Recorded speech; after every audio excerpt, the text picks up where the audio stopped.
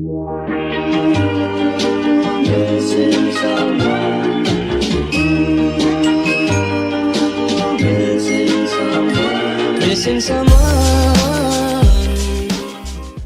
à tous et à tous, bienvenue dans Food Politics. On a rendez-vous aujourd'hui avec Stéphanie Laurent qui est à côté de moi. Stéphanie, bonjour. Bonjour. Est-ce que tu vas bien?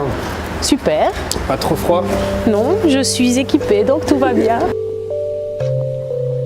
Alors on est dans une station de métro à destination de Charleroi. C'est un moyen de transport que tu utilises souvent? Le métro, oui, maintenant pas cette ligne-ci. Donc j'habite Ronsard, donc je prends de temps en temps, on va dire quelques fois par an, on va pas mentir, le métro de Soleilmont vers Charleroi. Seul ou en famille. Seul ou en famille. Voilà. Tu as des enfants? J'ai 2 enfants, une fille de 12 ans et une fille de 8 ans et demi. On peut avoir leur prénom? Oui, Amandine et Pauline. Ils sont sages? Ça dépend des fois, mais en même temps, les enfants, s'ils sont trop sages, c'est pas comique non plus.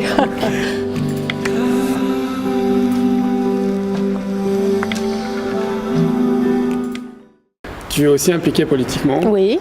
Chez les Verts? Oui. Écolo? Et Oui. quand on dit écolo, forcément, on pense tout de suite environnement. Oui. Mais il n'y a pas que ça.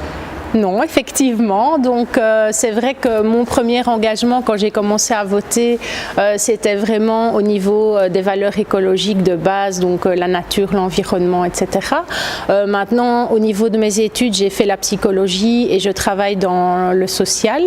Donc j'ai un cheval de bataille aussi à ce niveau-là. Tout ce qui est accompagnement social, je travaille dans le logement également. Donc c'est des choses qui me parlent et qui sont dans le concret de la vie des gens. Donc c'est vrai que la nature c'est bien, mais on ne sent pas toujours l'impact directement. La personne qui n'a rien dans son frigo à la fin du mois, elle s'en fiche d'avoir des arbres dans le parc d'à côté ou pas. Donc il faut prioriser, je pense, et il faut pouvoir entendre toutes les priorités des gens. Et donc effectivement, s'occuper de la vie quotidienne, écouter les gens, les informer, les mettre en valeur, c'est important. Maintenant, on ne peut pas faire l'impasse sur l'environnement, la nature et l'impact sur la santé.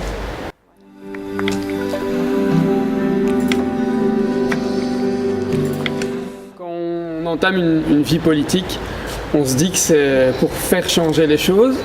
Est-ce que c'est facile d'y arriver ou il y a beaucoup plus d'obstacles qu'on ne le croit? Ben écoute, je vais te dire que là, ça fait 7 ans que je suis en politique et jusqu'à présent, j'ai pas eu de gros clash. Donc c'est vrai que pour moi, l'engagement, c'est la première des choses. Je pense que chacun à son niveau, on peut s'engager pour la vie collective. Il y a des gens qui préfèrent être bénévoles dans une association, il y en a d'autres qui se lancent en politique. Voilà, je pense que les deux ont leurs avantages et leurs inconvénients.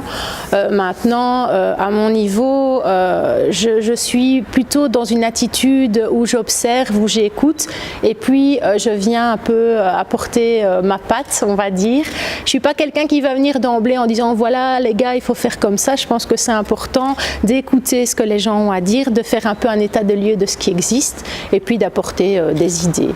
On y va doucement, progressivement, voilà. C'est une vision rare en politique, je trouve, parce qu'on a l'habitude de voir tu sais, des gens qui veulent...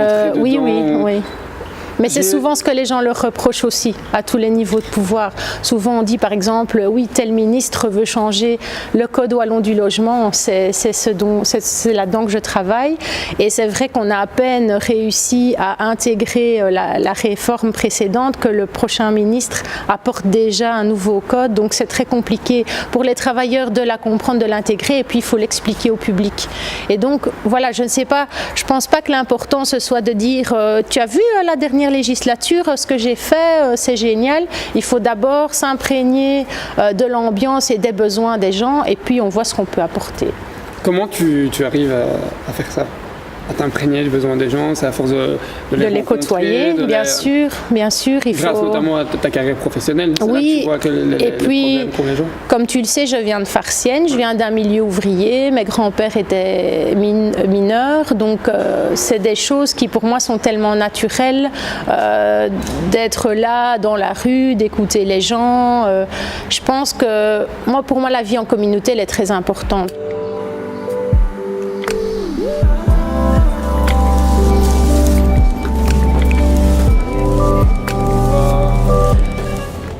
On est téléspectateurs, ces dernières années, du déclin de l'industrie sidérurgique, ça a été aussi une catastrophe sociale, la fermeture de Caterpillar. Ouais.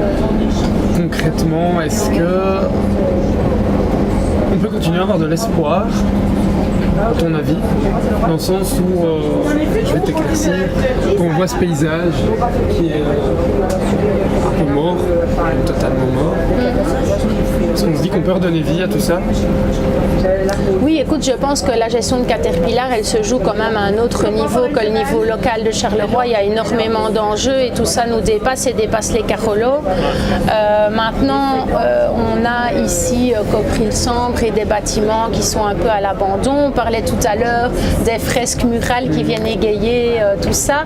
Évidemment, ça ne va pas redémarrer l'activité économique du site, mais je pense que des petites initiatives locales de réinsertion et des solutions alternatives, pouvoir avoir un regard différent de ce qu'on voit d'habitude, c'est des choses qui peuvent aider à redresser économiquement, effectivement. Donc, comme je le disais tout à l'heure, en passant par le culturel et le social, tu peux redresser économiquement une région. Mais il faut trouver vraiment le filon pour motiver les gens et pour voilà, que tout le monde réembarque dans le train et redresse sa ville. C'est pas uniquement les hommes politiques qui vont redresser la ville de Charleroi, c'est d'abord le citoyen lui-même à sa petite échelle qui doit à nouveau croire en un projet et qui doit prendre le train en marche.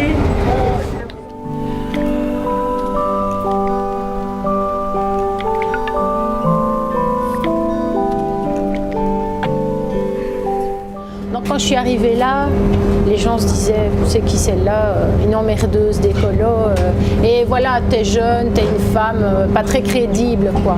Mais souvent on me dit, on te voit, t'as l'air d'une petite rigolote, puis après quand t'ouvres la bouche, là, on commence à te prendre au sérieux. Et c'est un peu ce qui s'est passé au CPS, où les gens ont commencé à m'écouter, à avoir confiance en moi, et maintenant je te dis, on fait un chouette travail, les gens s'écoutent, posent des questions, parfois on a un point à l'ordre du jour, et en discutant, on se rend compte que c'est pas le moment ou qu'il manque un élément, et donc on le reporte.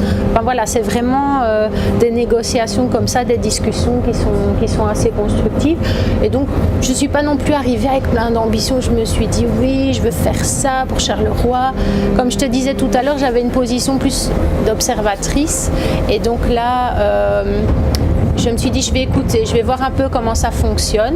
Et puis les autres sont plus âgés que moi, ont plus d'expérience. Moi, je débarquais en 2012, j'avais jamais fait de politique. Donc pour moi, c'était sage d'avoir une position d'abord, on est en coulisses, on regarde ce qui se passe. Et puis finalement, tu apportes ta petite pierre à l'édifice avec tes idées, avec ton expérience. Et voilà, petit à petit. Je crois qu'il ne faut pas être trop ambitieux, vouloir tout de suite. Il faut pouvoir attendre, écouter et prendre la température. Il faut avoir une certaine sagesse pour s'en rendre compte. Oui, sans doute, oui. Ce serait facile de vite être découragé. Je le suis, tu sais, parfois, et parfois je m'énerve aussi, hein, c'est clair, hein, on est des êtres humains, tu as aussi tes valeurs, et parfois il y a un truc qui te touche, et c'est tellement difficile que tu es obligé de l'exprimer tout de suite, et ça sort brut, mais... Après, si les gens autour de toi sont capables de l'entendre, ça va, mais ce n'est pas toujours le cas. Donc je pense qu'il faut pouvoir faire un travail sur toi-même et te dire, ok, j'ai ressenti ça à ce moment-là, j'ai trouvé ça injuste, qu'est-ce que j'en fais maintenant et comment je le ressors? Parce que le garder pour toi, ce n'est pas une bonne chose non plus. Mais il faut que ça sorte de la bonne façon et au bon moment. Il faut se connaître, oui, c'est clair. Et tout le temps se remettre en question.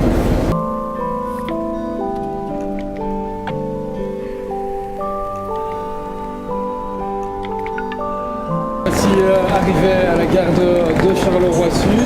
Merci Stéphanie Laurent. Merci à toi Jawad. Et à très bientôt pour un autre numéro de Fou Politique. Au revoir.